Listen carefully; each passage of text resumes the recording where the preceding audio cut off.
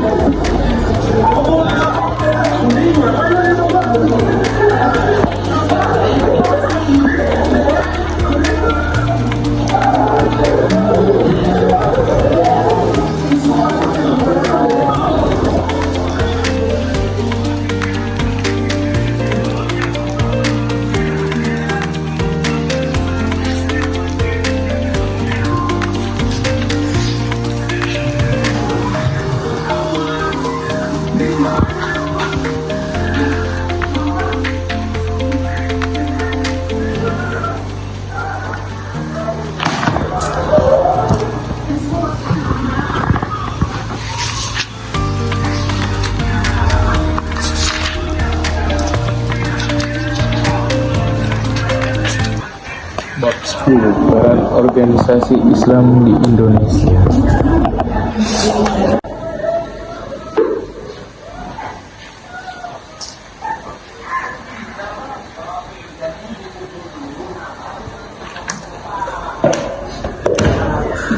Tidak masuk akal, benar-benar tidak masuk akal. Ini apalagi Raka, kesal teragama kamu juga. Bukan itu maksudku. Tapi aku sangat bingung, kenapa di Indonesia organisasi Islamnya sangat beragam, bukan hanya satu saja, seperti NU, Muhammadiyah, dan SI.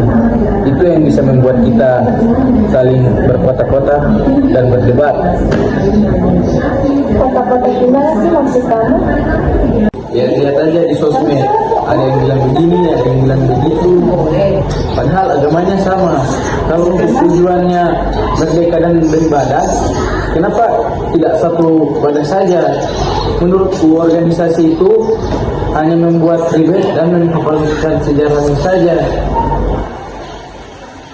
Kakak, kamu pernah melihat pelangi tidak? Apakah pelangi menjadi jalan karena awalnya berbeda? Tidak kan?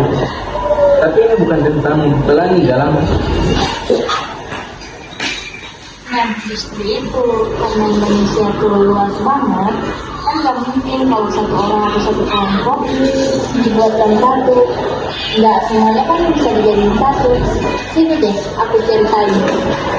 Jauh sebelum Indonesia ada di peta, tepatnya pada tahun 1905, umat Islam sudah sadar kalau kita dijajah secara ekonomi. Pedagang-pedagang kecil kita ditindas. Kita tidak boleh hanya tunduk. Agama ini mengajarkan kita kemandirian. Syarikat Islam berdiri bukan hanya untuk sholat, tapi agar rakyat punya harga diri dan tidak diperas oleh bangsa asing di pasar-pasar mereka sendiri.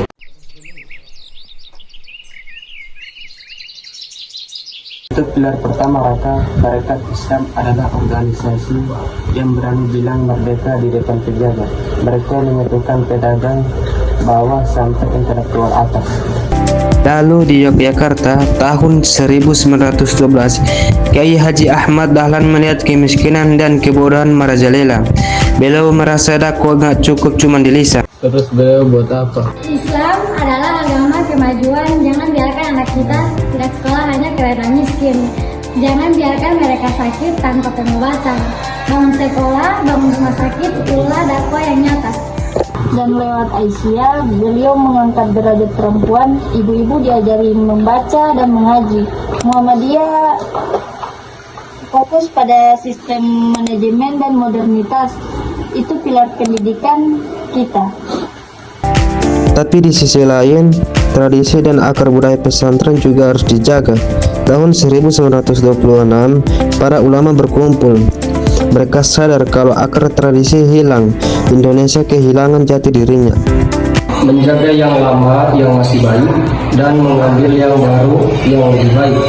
Namun, Namun ingat, jika tanah airmu dalam bahaya, membela negara adalah wajib bagi setiap muslim.